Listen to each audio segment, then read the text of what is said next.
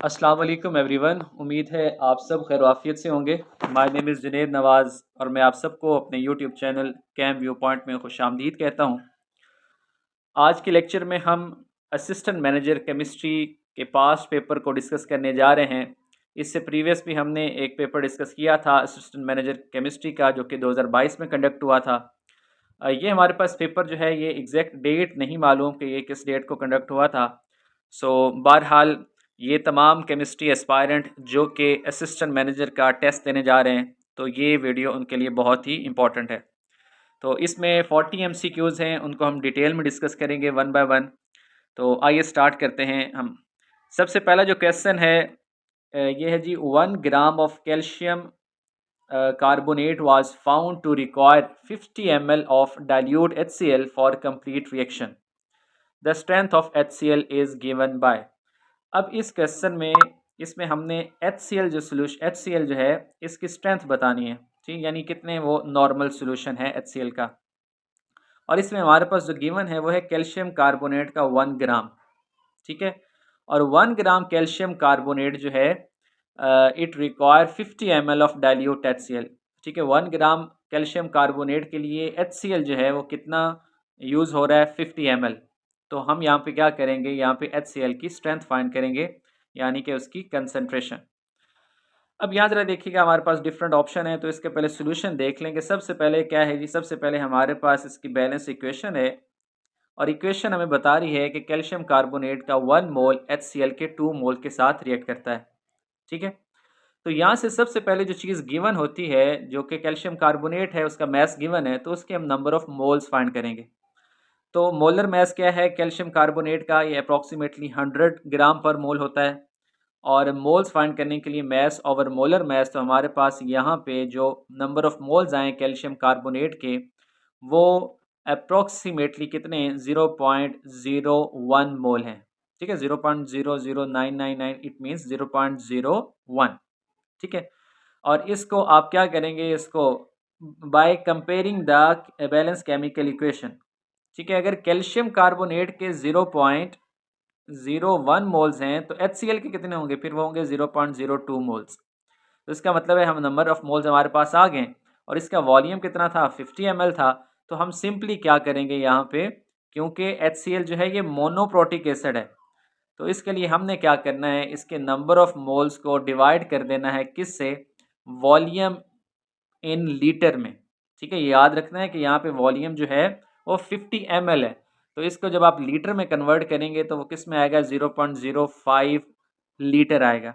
तो simply number of moles divided by volume in litre, तो हमारे पास आंसर क्या आता है, आंसर हमारे पास आ रहा है 0.4 नॉर्मल। जी नेक्स्ट क्वेश्चन जो है ये है, 499 milligram sample of copper sulphate is heated and reweighed to 319 milligram. यानी हमारे पास कॉपर सल्फेट जो है उसका सैंपल है और उसका वेट जो है वो 499 मिलीग्राम है। उसको हीट किया है, हीट करने के बाद रीवेट के नतीजे में हमारे पास जो मैस आया है वो है 319 मिलीग्राम, ठीक है। और ये बता रहे हैं कि जो सैंपल है it contains 2 milli mole of copper, ठीक है। What is the average number of water of hydration, तो जो वाटर ऑफ हाइड्रेशन है, ठीक है, उसके हमने बताना है कि कितने हैं, ठीक हो गया। तो यहाँ ज़रा देखिएगा, इस सबसे पहले हम क्या करेंगे, जो हमारे पास मैस गिवन है, ठीक है, वो कितना है 499 है और हीट करने के बाद 319 मिलीग्राम रह गया है। तो इसका मतलब है मैस में कमी कितनी आई है हीटिंग की वजह से, वो हमारे पास आई है 0.18 ग्राम, ठीक है, 180 मिलीग्राम या फिर 0.18 ग्राम। अब ये कमी क्यों आई है, क्योंकि जब कॉपर सल्फेट को आप हीट करते हैं तो वाटर ऑफ क्रिस्टलाइजेशन जो है वो क्या होते हैं, लॉस्ट होते हैं, वाटर इवेपोरेट होता है। तो इसका मतलब है मैस में जितनी कमी आई है तो वो एक्चुअली किसका मैस है, वो वाटर का है, ठीक है। दूसरी बात कि हमारे पास जो एनहाइड्रस ऑफ कॉपर सल्फेट बचा है वो कितना है, वो है 319 मिलीग्राम, यानी कि 0.31 ग्राम, 319 ग्राम। तो इसके नंबर ऑफ मोल्स फाइंड करेंगे, इसे मोलर मैस से आप डिवाइड कर दें तो आपके पास क्या आ जाएगा, आपके पास नंबर ऑफ मोल्स आ जाएंगे एनहाइड्रस कॉपर सल्फेट के, ठीक हो गया। अब नेक्स्ट जो है हम क्या करेंगे, मोल्स ऑफ वाटर निकालेंगे। हमें अभी ऊपर फाइंड किया था कि वाटर जो है कितना है, 0.18 ग्राम है। तो आप क्या करें, इसको वाटर के मोलर मैस से डिवाइड करें तो number of moles of water आ जाएंगे। ठीक है, तो सिंपल हमने क्या करना है, वाटर पर यूनिट फाइंड करना है। ठीक है, number of water of hydration find करने हैं। तो उसके लिए हमारे पास जितने मोल्स ऑफ वाटर हैं उसको हम डिवाइड कर देते हैं मोल्स ऑफ कॉपर सल्फेट से। ठीक है, तो सिंपली हमारे पास जब आंसर आता है तो आंसर कितना है, आंसर आया 5। तो इसका मतलब है हमारे पास number of water of hydration कितने, 5 है। अब ये सारा जो है सोल्यूशन इसकी बजाय वैसे भी आपको मालूम होना चाहिए कि कॉपर सल्फेट जो है इसमें वाटर ऑफ क्रिस्टलाइजेशन कितने होते हैं, 5 होते हैं, 5 होते हैं। ठीक है, तो इस तरह ये क्वेश्चन सॉल्व होगा। नेक्स्ट क्वेश्चन देखिए, नेक्स्ट क्वेश्चन है a 13 gram gaseous sample of an unknown hydrocarbon occupies 11.2 litre at STP, what is the hydrocarbon. अब यहाँ पे जो कॉन्सेप्ट यूज होना है वो मोलर वॉल्यूम वाला है। हमें मालूम है कि एस टी पी पे जो मोलर वॉल्यूम है वो कितना होता है, वो होता है 22.414 लीटर पर मोल। ठीक है, यानी एक मोल जो है गैस, उसका जो वॉल्यूम होता है स्टैंडर्ड टेम्परेचर और प्रेशर पे वो कितना होता है, 22.4 लीटर होता है। ठीक हो गया। अब यहाँ पे हमारे पास जो है गिवन वॉल्यूम कितना है, वो है 11.2 लीटर। तो यहाँ से हम नंबर ऑफ मोल्स अगर फाइंड करना चाहें गैस के, तो सिंपल हमारे पास है कि हम क्या करेंगे, गिवन जो लीटर है उसको आप जो है गिवन वॉल्यूम को आप मोलर वॉल्यूम से डिवाइड कर दें तो आपके पास क्या आ जाएगा, नंबर ऑफ मोल्स आ जाएंगे। ठीक है, तो यहाँ ज़रा देखिएगा, मोल्स ऑफ गैस 11.2 को हम मोलर वॉल्यूम 22.4 से डिवाइड करते हैं तो हमारे पास जो है नंबर ऑफ मोल्स आ गए हैं 0.5 मोल्स। अब यहाँ ज़रा देखिएगा कि ऊपर उन्होंने बताया था कि आपके पास जो मैस है वो कितना है, 13 ग्राम है। ठीक है, और यहाँ से हमने नंबर ऑफ मोल्स फाइंड कर लिए, तो हम मोलर मैस फाइंड कर सकते हैं। मोलर मैस फाइंड करने का फॉर्मूला क्या है, मैस डिवाइडेड बाय मोल्स। तो यहाँ पे हमारे पास जो मोलर मैस आया है वो है 26 ग्राम पर मोल, 26 ग्राम पर मोल। अब आपने यहाँ पे क्या करना है, यहाँ पे देखना है कि गिवन ऑप्शंस में से किस जो है हाइड्रोकार्बन का मैस जो है वो 26 ग्राम पर मोल बन रहा है। ठीक है, तो इसका करेक्ट आंसर जो है वो हमारे पास आ रहा है इथाइन। ठीक है, एसिटाइलिन जो है उसमें 2 कार्बन है, 2 हाइड्रोजन है और इसका जो मोलर मैस है वो 26 है। तो इसलिए करेक्ट आंसर क्या होगा, एसिटाइलिन, यानी कि सी ऑप्शन। अच्छा, नेक्स्ट क्वेश्चन देखिएगा, विच has the minimum number of protons. अब गिवन ऑप्शन में हमने बताना है कि किस में सबसे कम नंबर ऑफ प्रोटॉन्स हैं, एल्यूमिनियम, सोडियम, पोटाशियम और रुबिडियम। तो ये तो बहुत ही आसान है। एल्यूमिनियम का एटॉमिक नंबर 13 है, सोडियम का 11 है, पोटाशियम का 19 है, रुबिडियम का 37 है। तो सोडियम में क्योंकि एटॉमिक नंबर इसका सबसे कम है तो नंबर ऑफ प्रोटॉन भी मिनिमम इसी में होंगे। सो हमारे पास सोडियम जो है ये राइट आंसर है। नेक्स्ट क्वेश्चन देखें, यहाँ पे क्वेश्चन जो है वो हमारे पास है, if the actual mass is of potassium is 39.9637 AMU per atom, then the mass deficiency for potassium is। अब यहाँ पे ज़रा देखिएगा, आपने एक टर्म पढ़ी हुई है मैस डिफेक्ट।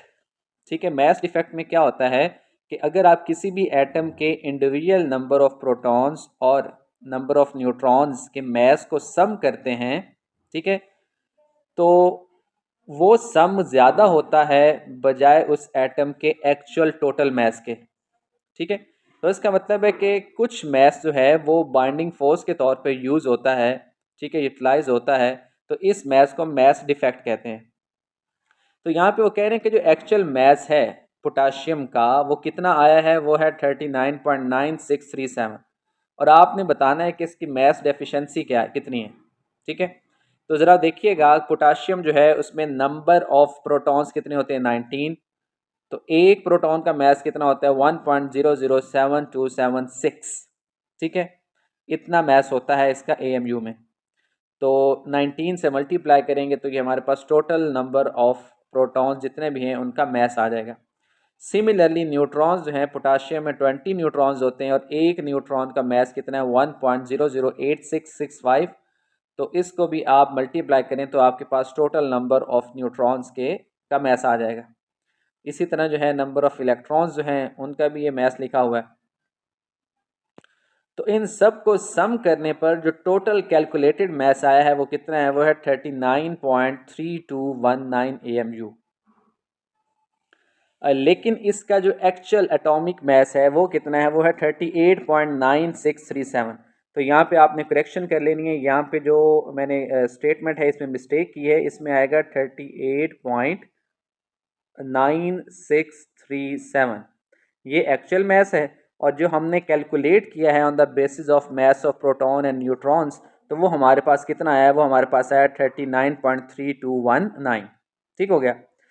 तो आप इसका डिफरेंस निकालें, डिफरेंस जो आएगा it will be the mass deficiency. और कितना आ रहा है, ये आ रहा है 0.358 AMU। तो इसमें करेक्ट आंसर जो है वो हमारे पास बन रहा है बी ऑप्शन। तो इसका मतलब है कि जो मैस डिफेक्ट है फॉर पोटाशियम 39 वो कितना है, वो है 0.358 AMU पर एटम। अच्छा, नेक्स्ट क्वेश्चन हमारे पास है, it is what is the largest number of protons that can exist in a nucleus and still the stable. ठीक है, स्टिल बी स्टेबल। अब इसमें वो पूछ रहे हैं कि लार्जेस्ट नंबर ऑफ प्रोटॉन वाला कौन सा एलिमेंट है जो कि स्टेबल है। ठीक है, तो इसका राइट आंसर जो है वो है 82। अब इसमें ज़रा देखिएगा, the largest number of proton in a nucleus that can still form a stable isotope is 82, जो कि कौन सा है, लेड है। ठीक है, स्टेबल है। इससे हायर जो होंगे, ठीक है, हायर एटॉमिक नंबर वाले जो एटम्स होंगे या न्यूक्लियाई होंगे वो क्या होते हैं, वो रेडियो एक्टिव होते हैं और वो अनस्टेबल हैं। All nuclei with atomic number greater than 82 are unstable and undergo radioactive decay. तो इसका मतलब है जितने भी न्यूक्लियाई 82 से अबव एटॉमिक नंबर वाले हैं तो वो रेडियो एक्टिव डिके की वजह से क्या है, अनस्टेबल होते हैं। अब इसमें ज़रा देखिएगा कि जो बिस्मिथ है 83, कुछ बुक्स में, कुछ जो है वेबसाइट्स में आपको 83 भी राइट आंसर मिलेगा। ठीक है, although bismuth was once consider stable, इसको भी स्टेबल समझा जाता था 83 बिस्मिथ को, लेकिन बाद में स्टडी से ये प्रूव हुआ कि बिस्मिथ जो है ये भी वीकली रेडियो एक्टिव है। ठीक है, रेडियो एक्टिव है, वीकली रेडियो एक्टिव है, इसकी जो हाफ लाइफ है वो एक्सट्रीमली लॉन्ग है। ठीक हो गया। तो इस बेस की बिना पे हम जो न्यूक्लियस, स्टेबल न्यूक्लियस कंसीडर करेंगे तो वो कौन सा है, वो है लेड 82 वाला। ठीक है, और इस पॉइंट से अबव जितने भी न्यूक्लियाई हैं उनमें प्रोटॉन प्रोटॉन रिपल्शन बढ़ती है और न्यूक्लियर बाइंडिंग फोर्स क्या होती है, डिक्रीज होती है, और जिस वजह से वो न्यूक्लियाई क्या होते हैं। जी नेक्स्ट क्वेश्चन है, which of the following would have a pH more than 7, यानी किस सोल्यूशन की पीएच जो है वो 7 से ग्रेटर होगी। तो इसका राइट आंसर है अमोनिया सोल्यूशन। ठीक है, अमोनिया बेसिकली वाटर में क्या बनाता है, बेसिक सोल्यूशन बनाता है। अमोनिया क्या करता है, H पॉजिटिव आयंस को एक्सेप्ट करता है, अमोनियम आयंस में कन्वर्ट होगा। ठीक है, और सोल्यूशन में हाइड्रोक्सल आयंस जो हैं वो एक्सेस में होंगे। तो इस तरह जो है ओवरऑल जो सोल्यूशन की पीएच है वो 7 से क्या होती है, ग्रेटर होती है। जबकि बाकी जितने भी सोल्यूशन है, सोडियम क्लोराइड सोल्यूशन है, प्योर वाटर है, कार्बोनिक एसिड है, तो कार्बोनिक एसिड की पीएच जो है वो क्या होती है, वो 7 से लेस होती है। जबकि प्योर वाटर और सोडियम क्लोराइड का सोल्यूशन जो है इनकी पीएच जो है वो 7 के राउंड अबाउट होती है, 7 होती है। ठीक है, अच्छा नेक्स्ट जरा देखिएगा, नेक्स्ट क्वेश्चन है, a solution that resist pH change when small amount of acid और बेस इज एडेड।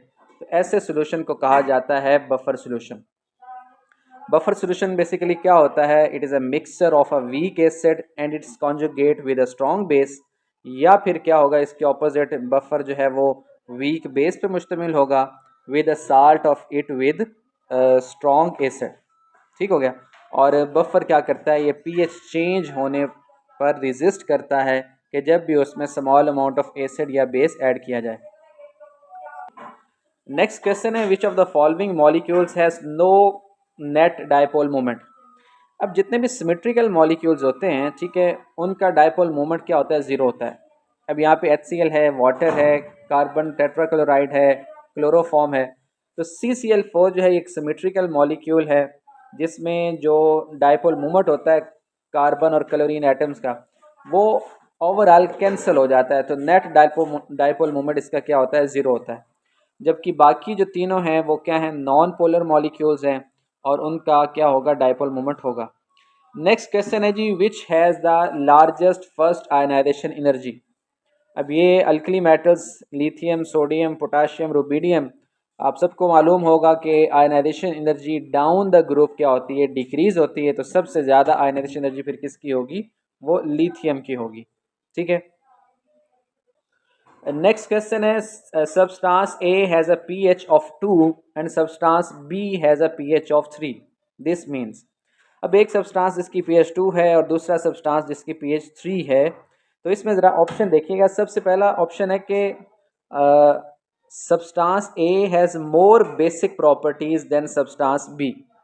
ठीक है, अब आपने याद रखना है कि जैसे जैसे पीएच इंक्रीज़ होती है सॉल्यूशन की बेसिक प्रॉपर्टीज़ इंक्रीज़ होती हैं। तो इसलिए पहला ऑप्शन तो गलत हुआ कि ए जो है मोर बेसिक है, रॉन्ग है।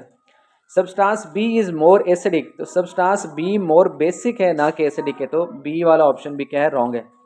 सी क्या है कि substance A is 10 times more acidic than substance B, तो ये वाला जो है ऑप्शन सही है कि ए जो है मोर एसिडिक है। और कितने टाइम्स मोर एसिडिक है, 10 टाइम्स, क्योंकि पीएच में 1 डिजिट का चेंज का मतलब है ओवरऑल एसिडिटी में या बेसिसिटी में क्या होगा, 10 टाइम्स का डिफरेंस होगा। तो substance A is 10 time more acidic than substance B, तो सी जो है ये राइट आंसर है। तो लास्ट ऑप्शन भी हम देख लेते हैं कि as the temperature of water decreases the solubility of carbon dioxide gas in the water. अब ये जो है ये स्टेटमेंट कोई क्लियर नहीं है। उन्होंने कहा है कि टेम्परेचर ऑफ वाटर डिक्रीज होने से solubility of carbon dioxide in water क्या होती है, इंक्रीज होती है, डिक्रीज होती है। तो ये पीएच से रिलेटेड नहीं है। ठीक है, तो सी ऑप्शन जो है ये करेक्ट है। अच्छा, नेक्स्ट क्वेश्चन देखिएगा। नेक्स्ट क्वेश्चन है, covalent bonds are least likely to be formed, यानी कोवलेंट बॉन्ड जो है वो least likely to be form किन एलिमेंट्स के दरमियान होगा। पहला ऑप्शन है between atoms of the same element, और सेम एलिमेंट्स जो हैं नॉन मेटल्स हों तो उनके दरमियान जो बॉन्ड कोवलेंट ही होता है, ये ट्रू है। Between atoms of different elements on the right of the periodic table, right side में क्योंकि क्या है, पीरियोडिक टेबल के नॉन मेटल्स हैं और उनके दरमियान जो बॉन्ड होता है वो कोवलेंट बॉन्ड बनता है। उसके बाद है by head of the group elements with high ionisation energies. अब head of the group elements यानी हर ग्रुप के स्टार्ट के जो एलिमेंट्स हैं जिनकी आयनाइजेशन एनर्जी जो हों हाई हों, तो वो भी कोवलेंट बॉन्ड्स ही बनाते हैं। और डी ऑप्शन क्या है कि between an element in group 1 and element in group 7। अब ये ज़रा देखिएगा, ये जो डी ऑप्शन है कि ग्रुप 1 के एलिमेंट ग्रुप 7 के एलिमेंट से जो है क्या बनाते हैं, आयनिक बॉन्ड बनाते हैं। ठीक है, और क्वेश्चन में क्या था, least likely to be formed. ठीक है, तो इसका मतलब है कि अब क्योंकि कोई भी बॉन्ड 100% आयनिक नहीं होता, उसमें कुछ ना कुछ कोवलेंट करैक्टर होता है। तो least likely to be form covalent bonds किन में होगा, तो इसके लिए डी ऑप्शन ही करेक्ट है। क्योंकि ऊपर वाले तीनों ऑप्शन में क्या होता है कि कोवलेंट बॉन्ड की फॉर्मेशन नॉर्मल होती है। तो यहाँ ज़रा देखिएगा एक्सप्लेनेशन में कि ग्रुप 1 और ग्रुप 7 ये आपस में आयनिक बॉन्ड्स बनाते हैं, तो कोवलेंट बॉन्ड जो है वो लीस्ट लाइकली इन्हीं के दरमियान बनेगा। लीस्ट लाइकली का मतलब है कि जिसके चांसेस जो हैं वो सबसे कम हों। अच्छा, नेक्स्ट जो क्वेश्चन है ये है, a compound is more likely to be covalent if the. अब यहाँ पे उन्होंने ये जो क्वेश्चन है ये बेसिकली फजन्स रूल से रिलेट करता है कि एक कंपाउंड जो है उसमें कोवलेंट जो है more likely to be covalent, वो कोवलेंट होगा अगर क्या हो। ऑप्शन ए क्या है जी, कि cation has small size and high charge, A9 has small size and high charge, cation has a large size and small charge and anion has a small size and small charge।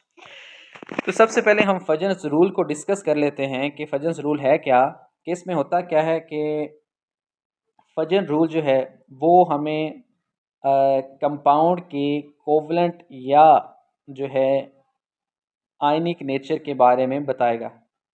ठीक है, यहाँ ज़रा देखिएगा कि small cation towards large cation, covalent nature जो है वो क्या होती है, डिक्रीज होती है।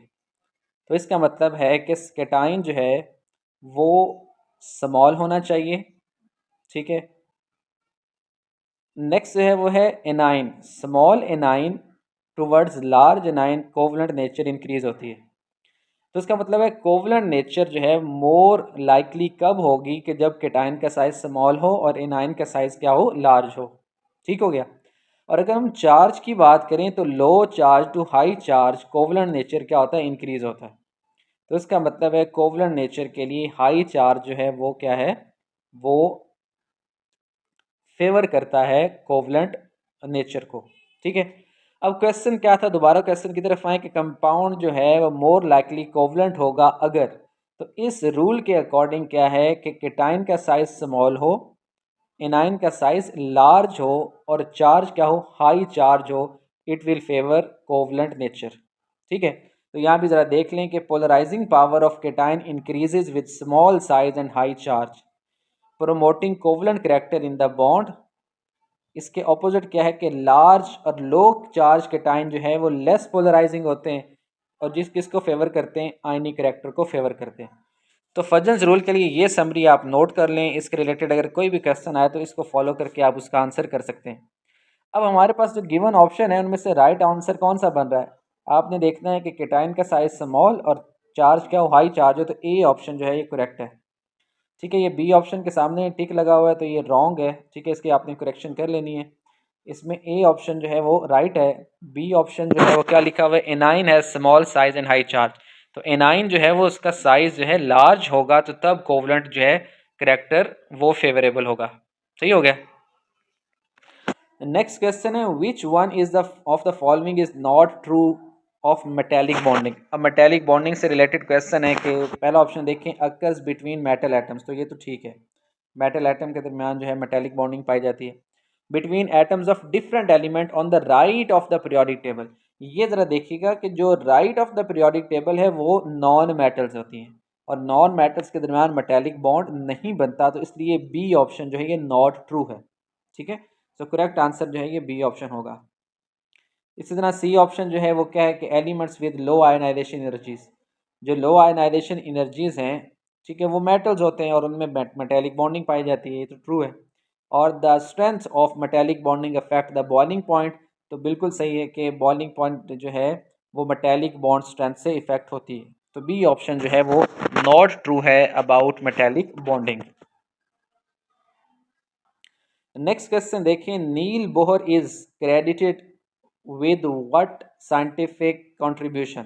अब नील बोहर ने कौन सी कंट्रीब्यूशन की थी, discovery of electron, observation that matter emits light, discovery of the equation, या फिर the theory that electrons in atoms are arranged in shells with discrete energies. तो डी ऑप्शन जो है ये करेक्ट है कि नील बोहर ने क्या किया था, इसने अपनी एटॉमिक थ्योरी पेश की थी जिसके मुताबिक इलेक्ट्रॉन्स जो हैं वो न्यूक्लियस के गिर्द ख़ास एनर्जी लेवल्स में क्या करते हैं, न्यूक्लियस के गिर्द रिवॉल्व करते हैं। ठीक है। तो इसने जो है ऑर्बिट्स का कॉन्सेप्ट दिया था, जबकि इलेक्ट्रॉन की डिस्कवरी जो है वो जे थॉमसन और E is equal to h nu, ये प्लांक्स इक्वेशन है, मैक्स प्लांक्स की इक्वेशन है। तो बोहर मॉडल जो कि उसने 1913 में प्रपोज किया था, that electrons occupy discrete energy levels and that light is emitted absorbed when electron jump between these quantized levels. तो डी। जी नेक्स्ट क्वेश्चन जो है ये देखें, how many electrons are added to an atom in the build up process before the start of the fifth shell. यानी हमने बताना है कि फिफ्थ शेल से पहले जो है, ठीक है, किस शेल और किस सब शेल की फिलिंग होती है। अब हमें मालूम है कि जो इलेक्ट्रॉन्स की फिलिंग की जाती है, जो ऑर्बिटल्स को ऑर्डर दिया जाता है, वो in the increasing n+l value की बेस पे दिया जाता है। यानी कि ऑर्बिटल्स को अरेंज किया जाता है n+l वैल्यू की बेस पे और इनको फिर तरतीब के साथ फिल किया जाता है और ये फिलिंग जो है ये इंक्रीजिंग एनर्जी लेवल होती है। अब इसमें ज़रा देखिएगा फिलिंग जो है ऑर्डर, ठीक है, फिफ्थ शेल तक वो ऑर्डर क्या है, ज़रा देखिएगा 1s 2s, उसके बाद 2p 3s 3p 4s 3d 4p और उसके बाद 5s आता है। यानी 5s स्टार्ट होने से पहले, फिफ्थ शेल के स्टार्ट होने से पहले किस सब शेल की फिलिंग होगी वो हमारे पास है 4p। अब हमने देखना है कि 4p जो है इसकी n की वैल्यू क्या है, n की वैल्यू इसकी 4 है और l की वैल्यू क्या होती है p के लिए, वो होती है 1। सो इसलिए हमारे पास करेक्ट आंसर आएगा बी ऑप्शन। ठीक है, so first orbit of fifth shell to be filled is 5s, before 5s the order ends with 4p। अच्छा, नेक्स्ट क्वेश्चन है as the temperature of water decreases the solubility of carbon dioxide gas in the water. जैसे जैसे temperature जो है water का decrease होता है तो कार्बन डाइऑक्साइड की सॉल्युबिलिटी क्या होगी, वो इंक्रीज होगी। ठीक है, ये आपको मालूम होगा कि गैसेस की जो लिक्विड में सॉल्युबिलिटी है वो टेम्परेचर के इंक्रीज होने से डिक्रीज होती है, और अगर हम टेम्परेचर डिक्रीज करें तो क्या होगा, सॉल्युबिलिटी इनकी इंक्रीज करती है। तो for gases in liquid solubility increases as temperature decreases, carbon dioxide more soluble होगा वाटर में एट लो टेम्परेचर। अच्छा, नेक्स्ट क्वेश्चन है the basis for the carbon 14 dating method is, यानी कार्बन 14 जो डेटिंग है या जिसे हम आइसोटॉप डेटिंग भी कहते हैं, तो कार्बन 14 डेटिंग किस पे बेस्ड है। इसका सबसे पहला ऑप्शन देखें कि C14 is very stable and is readily lost from the atmosphere. Living tissue will not absorb carbon 14 but will absorb carbon 12.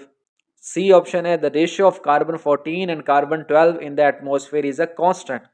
और D option है the amount of carbon 14 in all objects is the same. ठीक है, तो इसमें जो carbon dating base करती है वो इस बात पे बेस करती है कि एटमॉस्फेयर में जो कार्बन 12 और कार्बन 14 की रेशो है वो हमेशा कांस्टेंट रहती है, वो हमेशा क्या होगी, कांस्टेंट होगी। ठीक है, तो इस तरह जरा देखिएगा कि रेडियो कार्बन डेटिंग एज्यूम्स अ रफली constant atmospheric ratio with an organism in is alive. After death, it stops exchanging carbon and carbon 14 decays with the known half-life, allowing age estimates from the remaining carbon 14 to carbon 12 ratio. अब मैं इसको ज़रा explain कर दूं होता क्या है कि लिविंग ऑर्गेनिज्म क्योंकि क्या करता है, कार्बन को एक्सचेंज करता रहता है एटमॉस्फेयर के साथ, क्योंकि जब फूड इनटेक करता है तो उसमें भी कार्बन होती है। ठीक है, और जब एक्सक्रीशंस वगैरह करता है तो उसमें भी कार्बन होती है, तो कार्बन जो है वो एटमॉस्फेयर के साथ उसका एक्सचेंज होता रहता है। तो लिविंग ऑर्गेनिजम्स में कार्बन 14 और कार्बन 12 की रेशो कांस्टेंट रहती है, लेकिन वो ऑर्गेनिज्म जब डेथ होती है उसकी, तो फिर क्या है कि फिर कार्बन 14 जो है वो एटमॉस्फेयर के साथ एक्सचेंज नहीं होती। तो कार्बन 14 क्योंकि रेडियो एक्टिव है, तो आहिस्ता आहिस्ता क्या होगा, इसकी रेडियो एक्टिविटी के नतीजे में किस में कन्वर्ट होगी, कार्बन 12 में कन्वर्ट होगी। तो फिर कार्बन 14 और कार्बन 12 की रेशियो जो है वो कांस्टेंट नहीं रहती, बल्कि क्या होती है, डिक्रीज होती रहती है। ठीक है, तो इस तरह हमें क्योंकि मालूम है कि कार्बन 14 की जो हाफ लाइफ कितनी है, तो फिर इसकी बेस पे हम क्या करते हैं, किसी भी ऑर्गेनिज्म की एज को एस्टिमेट करते हैं। ठीक है, तो कार्बन 14 डेटिंग जो है बेसिकली इस बात पे बेस्ड है कि कार्बन 14 और कार्बन 12 जो है इन द एटमॉस्फेयर उसकी रेशो क्या है, कांस्टेंट है। अच्छा, नेक्स्ट क्वेश्चन देखिए, the solution concentration terms parts per million, percent by volume and percent by weight are concerned with the amount of, यानी हमारे पास जो सॉल्यूशन की डिफरेंट कंसंट्रेशन होती हैं, पार्ट्स पर मिलियन में हो गई या पार्ट्स पर वॉल्यूम में, या परसेंट बाय वॉल्यूम या परसेंटेज बाय वेट। ठीक है, तो बेसिकली ये किसकी अमाउंट होती है। ठीक है, बेसिकली कोई भी हमारे पास कंसंट्रेशन यूनिट है तो उसको हम लेते हैं amount of solute in the solution के हिसाब से। ठीक है, तो करेक्ट आंसर क्या होगा, amount of solute in the solution. ठीक है, ना सॉल्वेंट इन द सोल्यूशन है, ना ही सोल्यूट कंपेयर टू सॉल्वेंट है, और ना ही जो है सॉल्वेंट कंपेयर टू सोल्यूट है। तो these concentration units quantify the amount of solute, ठीक है, in the solution. Next question हमारे पास है, in a period left to right which of the following decreases. अब ये आपने देखना है कि लेफ्ट टू राइट जो है हमारे पास ionisation energy, electron affinity, electronegativity, ये तीनों लेफ्ट टू राइट क्या होते हैं, इंक्रीज होते हैं, जबकि एटॉमिक रेडियस जो है लेफ्ट टू राइट क्या होता है, डिक्रीज होता है। ठीक है। उसकी रीज़न भी आपको मालूम होगी कि लेफ़्ट टू राइट जो है एटॉमिक नंबर इंक्रीज़ होता है, तो न्यूक्लियर चार्ज इंक्रीज़ होने से इलेक्ट्रॉन पर जो न्यूक्लियस की पुलिंग है वो इंक्रीज़ होती है, तो left to right atomic radius जो है वो क्या होता है, डिक्रीज़ होता है। सो ए ऑप्शन जो है ये करेक्ट है। नेक्स्ट क्वेश्चन देखें, अ फ्लूइड मीन्स, फ्लूइड का क्या मतलब है? फ्लूइड जस्ट लिक्विड को कहते हैं, liquid only, gas only, solid only, या बोथ एंड बी? तो फ्लूइड जो है बेसिकली इसको लिक्विड और गैस दोनों को ही फ्लूइड कहा जाता है, ऐसे सब्सटेंस जो कि फ्लो कर सकें। ठीक है, तो इसलिए both liquids and gases can flow whereas solids have a fixed shape. ठीक हो गया। नेक्स्ट जो क्वेश्चन है वो है जी, ये जो म्यू है स्टैंड्स फॉर द फ्लूइड, यानी ये किस चीज़ को इंडिकेट करता है? ये इंडिकेट करता है विस्कोसिटी को। ठीक है, द सिंबल, ये जो सिंबल है इसे म्यू कहा जाता है। ठीक है, तो म्यू सिम जो है is commonly used in to represent the dynamic velocity. ठीक है, डायनामिक वेलोसिटी के लिए इस सिंबल को यूज़ किया जाता है। और सम टाइम आपने देखा होगा कि विस्कोसिटी के लिए हम ईटा भी यूज़ करते हैं। ठीक है, ईटा जो है ये भी सिंबल यूज़ किया जाता है। So dynamic velocity which measures fluid internal resistance to flow. ठीक है, यानी इंटरनल रेजिस्टेंस टू फ्लो जो है डायनामिक विस्कोसिटी के लिए जो सिंबल है।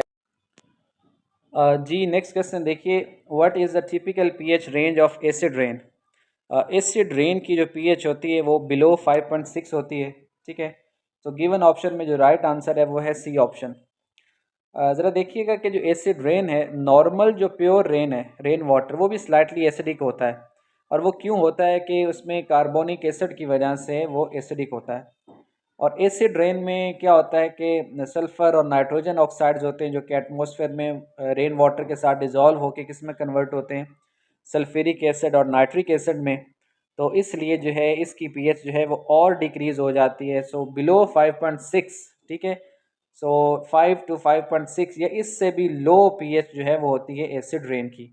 और एसिड रेन जो है ये एक्वेटिक लाइफ के लिए, मोनोमेंट्स के लिए, वेजिटेशन के लिए बहुत ही हार्मफुल है। नेक्स्ट क्वेश्चन है, विच पीएच कॉरिस्पॉन्ड्स टू एसिड? ठीक है, एसिड की जो पीएच है वो 7 से लेस होती है। सो गिवन ऑप्शन में 3 जो है ये इसका राइट आंसर है। नेक्स्ट क्वेश्चन देखिए, ऑक्सीडेशन अक्कर्स, ऑक्सीडेशन जो है वो होती है एनोड पर और रिडक्शन होती है कैथोड पर। सो इलेक्ट्रोकेमिकल सेल में हमेशा ऑक्सीडेशन एनोड पर होगी और रिडक्शन क्या होगी, कैथोड पर होगी। नेक्स्ट क्वेश्चन देखें, temperature at which a solid changes into liquid is called? जिस टेम्परेचर पे सॉलिड जो है वो लिक्विड में कन्वर्ट होता है तो उसे हम मेल्टिंग पॉइंट कहते हैं। ठीक है, melting point is the temperature at which a solid turns into liquid. The reverse process जो है उसे हम क्या कहते हैं, फ्रीजिंग पॉइंट कहते हैं। नेक्स्ट क्वेश्चन जो है ये हाइड्रोकार्बन से रिलेटेड है। Hydrocarbon are compound form from, hydrocarbon simply जो है जो कि कार्बन और हाइड्रोजन पर मुश्तमिल हो उन्हें हम हाइड्रोकार्बन्स कहते हैं। कुछ क्वेश्चन तो बहुत ही इजी आए हुए हैं। उसके बाद है मोलैरिटी। मोलैरिटी क्या है? It is the number of moles of solute dissolve पर लीटर ऑफ सोल्यूशन। ठीक है, तो पर लीटर ऑफ सोल्यूशन जो है इसे हम क्या कहेंगे, number of moles of solute per decimetre cube या per litre of solution is called molarity. Next question देखें, what is the correct formula of heavy water? Heavy water का जो करेक्ट फार्मूला है वो है ड्यूट्रियम ऑक्साइड। ठीक है, D2O, इसमें हाइड्रोजन का जो हैवी आइसोटॉप ड्यूट्रियम है वो यूज़ होता है। उसके बाद है, what happens in the nuclear reactor? अब ये जो है ये न्यूक्लियर केमिस्ट्री से रिएक्शन आया है कि न्यूक्लियर रिएक्टर में फ्यूजन होती है, फिशन होती है, या केमिकल रिएक्शन होता है। तो इसका करेक्ट आंसर जो है फिशन। ठीक है, nuclear reactors energy is produced by nuclear fission, जिसमें हैवी न्यूक्लियाई जो है लाइक यूरेनियम वो स्प्लिट होते हैं इनटू लाइटर न्यूक्लियाई, और वहाँ से क्या होता है, ह्यूज अमाउंट ऑफ एनर्जी जो है वो रिलीज होती है। जबकि फ्यूजन में क्या होता है कि लाइटर न्यूक्लियाई मिल के एक हैवियर न्यूक्लियाई बनाते हैं। नेक्स्ट क्वेश्चन है ये है जी, the monomer of PVC polyvinyl chloride में जो मोनोमर है वो विनाइल क्लोराइड है। बहुत ईजी एमसीक्यूज है। ठीक है, और विनाइल क्लोराइड जो है ये एक एडिशन पॉलीमर है। नेक्स्ट क्वेश्चन जी, law of conservation of matter states that, law of conservation of matter क्या कहता है कि एनर्जी जो है it can not be produced, not be destroyed but change from one form to another. ठीक है, तो इसमें सबसे पहला जो ऑप्शन है ज़रा देखिएगा क्या है कि total mass of all the materials entering in a system in a given time must equal to the total mass of materials leaving plus any accumulation in the system। ठीक है, ये ए ऑप्शन जो है ये इसका राइट आंसर है कि किसी भी सिस्टम में जो टोटल मास ऑफ मटेरियल है वो एंटर हो रहा हो वो किसके इक्वल होगा एट अ गिवन टाइम, वो इक्वल होगा total mass of material leaving, कि वो जितना सिस्टम को लीव कर रहा है, any accumulation in the system. ठीक है, या उसमें जो इतनी भी अकोमोलेशन है उसके इक्वल होगी। तो इसका मतलब है कि किसी भी सिस्टम में law of conservation of matter क्या कहता है कि ओवरऑल अगर हम बात करें इस यूनिवर्स को कि एक सिस्टम है तो इसमें मैटर जो है ना ही प्रोड्यूस होगा, ना ही क्या होगा डिस्ट्रॉय होगा, ना ही इससे बाहर जाएगा ना ही इसके अंदर आएगा। ठीक है, क्या रहेगा, कांस्टेंट रहेगा, एक फॉर्म से दूसरी फॉर्म में चेंज हो सकता है। तो ये ए ऑप्शन जो है it is the right answer. B option क्या है कि total mass entering must equal total living only. ठीक है, मतलब टोटल लिविंग ओनली नहीं बल्कि इसमें एनी अकोमोलेशन को भी ऐड करेंगे। और सी ऑप्शन क्या है कि मस्ट नॉट इक्वल, इक्वल नहीं है लिविंग प्लस अकोमोलेशन, तो ये रॉन्ग है। तो mass जो है can neither be created nor destroyed, this is the law of conservation of matter. अच्छा, नेक्स्ट क्वेश्चन है what happens in endothermic reaction. Endothermic में क्या होता है, हीट जो है वो एब्जॉर्ब होती है, और एक्सो में क्या होता है, हीट इवॉल्व होती है। ठीक है, तो कौन कौन से प्रोसेसेस हैं जिसमें एंडोथर्मिक रिएक्शंस हो रहे हैं, तो फोटोसिंथेसिस है, डिकम्पोजिशन जो है, ठीक है, जैसे कि कैल्शियम कार्बोनेट है, जहाँ भी हीट यूज़ हो रही है डिकम्पोजिशन के प्रोसेस में, वो सारे क्या हैं, वो एंडोथर्मिक प्रोसेस है। अच्छा, नेक्स्ट क्वेश्चन देखिएगा what is the ion exchange process. अब आयन एक्सचेंज प्रोसेस में क्या होता है, हम आयनिक जो कंपोनेंट्स हैं, कंटेमिनेंट्स हैं, उनको सॉल्यूशन से सेपरेट करते हैं। किस तरह के ख़ास किस्म के हम जो है पॉलीमर यूज़ करते हैं, रीजन्स यूज़ करते हैं कि जहाँ पे अनडिज़ायरेबल आयन्स जो हैं वो रिप्लेस कर दिए जाते हैं दूसरे आयन से। ठीक है, तो आयन एक्सचेंज प्रोसेस इसको कहा जाता है। तो इसमें ज़रा देखिएगा, ion exchange resins are polymers with charge groups that exchange ions from the solution। वो क्या करेंगे, सोल्यूशन में से अनडिजायरेबल आयंस को एक्सचेंज कर देंगे। फॉर एग्जांपल हमारे पास जो है हार्ड वाटर है, वाटर की हार्डनेस किस वजह से, कैल्शियम एंड मैग्नीशियम आयंस की वजह से। तो सॉफ्टनिंग के लिए हम क्या करते हैं, उन आयंस को सोडियम आयन से रिप्लेस कर देते हैं। और ये किस तरह होता है, ये आयन एक्सचेंज प्रोसेस के थ्रू होता है। सो ए ऑप्शन जो है इसका राइट आंसर है। जी, नेक्स्ट क्वेश्चन देखिएगा, drying drying is a mass transfer process consisting of the removal of water और an other solvent by evaporation from which of the following type of material. अब इसमें कह रहे हैं कि जो ड्राइंग प्रोसेस है जिसमें हम वाटर को रिमूव करते हैं, ठीक है, इवेपोरेशन के थ्रू, तो किस मटेरियल की ड्राइंग की जाती है, solid and semi solid material की, गैशियस मटेरियल की, एमॉर्फस मटेरियल या लिक्विड मटेरियल। तो इसका राइट आंसर जो है वो है solid and semi solid materials. ठीक है, इसमें ज़रा देखिएगा, drying mainly applies to solid and semi solid material. ठीक है, और जबकि लिक्विड जो है उनको ड्राई नहीं किया जाता बल्कि उनकी क्या होती है, उनकी एवेपोरेशन या डिस्टिलेशन का वर्ड यूज़ किया, डिस्टर्ड किया जाता है। ठीक है, लिक्विड्स को। नेक्स्ट क्वेश्चन है जी, size reduction is a process of reducing large solid until masses into small unit masses, coarse particle और fine particle, this process is also termed as. अब इस क्वेश्चन में क्या है कि साइज रिडक्शन जो है ये एक ऐसा प्रोसेस है जिसमें हम लार्ज सॉलिड यूनिट को रिड्यूस करते हैं स्मॉल यूनिट्स में, या कोर पार्टिकल्स या फाइन। इसमें जो ए ऑप्शन है वो है डीमाइनेशन, पल्वराइजेशन है, तो दोनों ही ट्रू हैं। ठीक है, both are, A and B are right answer. तो size reduction is also called comminution, diminution और पल्वराइजेशन है, और ये डिपेंड करता है डिग्री ऑफ फाइननेस पे, यानी कि आप किसी भी लार्ज सॉलिड को किस हद तक रिड्यूस कर रहे हैं। ठीक है, अच्छा, नेक्स्ट जो क्वेश्चन है ये है, a reaction has delta H greater than zero and delta S greater than zero, it will be spontaneous at. अब यहाँ ज़रा देखिएगा, जो इंथाल्पी चेंज है और जो इंट्रोपी चेंज है दोनों ही पॉजिटिव हैं, तो ये रिएक्शन स्पॉन्टेनियस कब होगा? ठीक है, ऑल टेम्परेचर्स पे, लो टेम्परेचर्स पे, या हाई टेम्परेचर ओनली पे, या नेवर स्पॉन्टेनियस। सो ज़रा देखें कि जो इसकी इक्वेशन है हमारे पास वो है delta G is equal to delta H minus T delta S, और स्पॉन्टेनियस रिएक्शन के लिए डेल्टा जी को क्या होना चाहिए? डेल्टा जी को ज़ीरो से लेस होना चाहिए, यानी कि नेगेटिव होना चाहिए।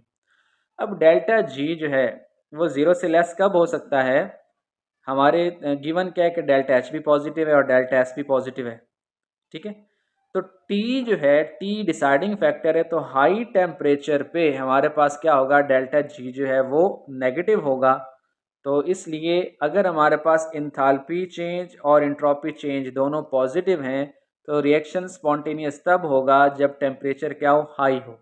ठीक है, सो हाई टेम्परेचर जो है इस केस में वो स्पॉन्टेनिटी को फेवर करेगा। नेक्स्ट क्वेश्चन है, the second law of thermodynamics state that. Second law of thermodynamics क्या कहता है? ठीक है, सेकंड लॉ ऑफ थर्मोडायनेमिक्स कहता है कि स्पॉन्टेनियस प्रोसेस में जो इंट्रोपी ऑफ द यूनिवर्स है वो हमेशा इंक्रीज होती है। ठीक है, सो बी ऑप्शन जो है इसका राइट आंसर है, entropy of the universe always increases in spontaneous process. यानी कोई भी स्पॉन्टेनियस प्रोसेस है तो उसमें क्या होगा? इंट्रोपी हमेशा इंक्रीज होगी। This is the second law of thermodynamics. ठीक है, और फर्स्ट लॉ क्या था? वो energy can neither be created nor destroy है। ठीक है, और सी ऑप्शन जो है कि enthalpy of the system always decreases in spontaneous process, तो ये रॉन्ग है, तो इसका बी ऑप्शन ही करेक्ट है। नेक्स्ट जो है देखिएगा, which radiation has the highest penetration power. किस रेडिएशन की पेनिट्रेशन पावर हाईएस्ट होती है? अल्फा, बीटा, गैमा या न्यूट्रॉन्स की? तो गैमा रेज जो हैं they have the high penetration power. Alpha जो हैं ये अल्फा पार्टिकल्स हैवी हैं, इनकी लेस पेनिट्रेशन होती है, और ये पेपर या स्किन जो है अल्फा पार्टिकल्स को स्टॉप कर सकती है। बीटा पार्टिकल जो हैं इसमें क्या होता है कि इसकी मोर पेनिट्रेशन है, इसको मेटल फॉयल स्टॉप कर सकती है, जबकि गैमा रेज जो हैं इलेक्ट्रोमैग्नेटिक रेडिएशन है, इनकी हाई पेनिट्रेशन है, और थिक लेड या कंक्रीट शील्ड रिक्वायर्ड होती है to block to stop gamma radiation. तो highest penetration power given option में क्या है? Gamma rays. अच्छा, नेक्स्ट क्वेश्चन जो क्वेश्चन नंबर 40 है, nitrogen 15 and oxygen 16 are pair of. अब ये जो हैं ये दोनों आपस में क्या हैं? आइसोटॉप्स हैं, आइसोबार्स हैं, आइसोटोन्स हैं, या नन ऑफ दीज है? तो इसका राइट आंसर है आइसोटोन्स। अब ये ज़रा देखिएगा, आइसोटोन्स होते क्या हैं? आइसोटोन्स ऐसी एटॉमिक स्पीशीज होती हैं कि जिनमें नंबर ऑफ न्यूट्रॉन्स क्या हो? वो सेम हो, नंबर ऑफ प्रोटॉन्स डिफरेंट हो। ठीक है, तो अब दोनों में जो है दोनों का एटॉमिक नंबर डिफरेंट है, नंबर ऑफ प्रोटॉन्स डिफरेंट होंगे, लेकिन अगर हम इनके मैस नंबर और एटॉमिक नंबर का डिफरेंस निकालें तो वो इक्वल आ रहा है, यानी कि दोनों में नंबर ऑफ न्यूट्रॉन्स कितने हैं? 8 हैं। ठीक है, सो बोथ आर आइसोटोन्स। अब यहाँ पे कुछ जो है इससे रिलेटेड हमारे पास कुछ स्पीशीज़ भी हैं, एटॉमिक स्पीशीज़, जैसे कि आइसोटॉप्स हैं। अब आइसोटॉप ऐसी स्पीशीज़ होती हैं कि जिनका एटॉमिक नंबर सेम होता है, मैस नंबर डिफरेंट होता है। ठीक है, और ये एक ही एटम के डिफरेंट एटम्स, एक ही एलिमेंट के डिफरेंट एटम्स होते हैं। उसके बाद है आइसोबार्स। आइसोबार में क्या होता है कि ऐसी स्पीशीज़ के जिनका मैस नंबर सेम हो लेकिन एटॉमिक नंबर डिफरेंट हो। ठीक है, तो इसका मतलब है कि इनका ना तो एटॉमिक नंबर सेम है, ना ही इनके नंबर ऑफ न्यूट्रॉन सेम है। एटॉमिक नंबर डिफरेंट है लेकिन मैस नंबर सेम है, तो इसका मतलब है कि ये जो हैं ये डिफरेंट एलिमेंट्स के एटम होंगे। आइसोटोन्स क्या होता है? ऐसी स्पीशीज़ के जिसमें नंबर ऑफ न्यूट्रॉन सेम होते हैं, नंबर ऑफ न्यूट्रॉन सेम होंगे। ठीक है, अब जैसे कि यहाँ पे है ट्रीटियम और हीलियम जो है, इन दोनों में नंबर ऑफ न्यूट्रॉन्स क्या हैं? इक्वल हैं, तो ऐसी स्पीशीज़ को आइसोटोन्स कहा जाता है। उसके बाद है आइसोडाइफर्स। आइसोडाइफर्स ऐसी स्पीशीज़ हैं कि जिनका आइसोटॉपिक नंबर सेम होता है। इसका मतलब क्या है? इसका मतलब ये है कि अगर आप क्या करें, इनके नंबर ऑफ प्रोटॉन और नंबर ऑफ न्यूट्रॉन्स का नंबर ऑफ़ प्रोटॉन्स और नंबर ऑफ़ न्यूट्रॉन्स का डिफरेंस अगर लिया जाए तो वो क्या होगा, वो सेम होगा किस में, आइसोडाइफर्स में। ठीक है, अब यहाँ ज़रा देखिएगा, हम बात करते हैं पोटाशियम की, तो पोटाशियम में कितना नंबर ऑफ़ प्रोटॉन है 19, और इसके कितने होंगे न्यूट्रॉन्स, वो होंगे 20। सो 20 माइनस 19 कितना आता है 1, ये इसका आइसोटॉपिक नंबर है। फ्लोरीन जो है 19, अब इसमें नंबर ऑफ़ प्रोटॉन कितने 9 है और इसमें न्यूट्रॉन कितने 10 है, तो इनका डिफरेंस भी क्या आ रहा है 1 आ रहा है। तो ऐसी स्पीशीज़ के जिनका सेम आइसोटॉपिक नंबर हो उन्हें हम आइसोडाइफर्स कहते हैं। आइसोटॉपिक का नंबर का मतलब है difference in the number of neutrons and in number of protons. अच्छा, नेक्स्ट जो है वो है आइसो इलेक्ट्रॉनिक स्पीशी, ऐसी स्पीशी के जिसका क्या होता है number of same number of electrons होते हैं, जैसे कि सोडियम आयन है और मैग्नीशियम डाईवेलेंट जो केटाइन है, तो इनमें नंबर ऑफ इलेक्ट्रॉन्स क्या हैं, सेम है, तो इन्हें हम आइसो इलेक्ट्रॉनिक स्पीशीज़ कहेंगे। अच्छा, नेक्स्ट जो है ये है आइसोस्टर। आइसोस्टर्स ऐसी स्पीशीज़ होती हैं having same number of atoms and same number of electrons, यानी इनमें नंबर ऑफ एटम्स भी सेम होते हैं और नंबर ऑफ इलेक्ट्रॉन्स भी सेम होते हैं। अब जैसे कि ये नाइट्रोजन है, इनमें 2 एटम है, कार्बन मोनोऑक्साइड 2 एटम है, इन दोनों के अगर नंबर ऑफ इलेक्ट्रॉन्स को हम सम करें तो 14 आएगा। ठीक है, तो species having same number of atoms and same number of electrons are called isosteres. तो ये सारी टर्म्स बहुत इंपॉर्टेंट है, इनमें से कोई ना कोई क्वेश्चन ज़रूर आ जाता है। तो ये हमारा लेक्चर जो था, ये असिस्टेंट मैनेजर केमिस्ट्री का एक पेपर था जो कि आपने डिस्कस किया। तो इंशाल्लाह नेक्स्ट लेक्चर में फिर हाजिर होंगे। अपना बहुत सा ख्याल रखें, दुआ में याद रखें। अल्लाह।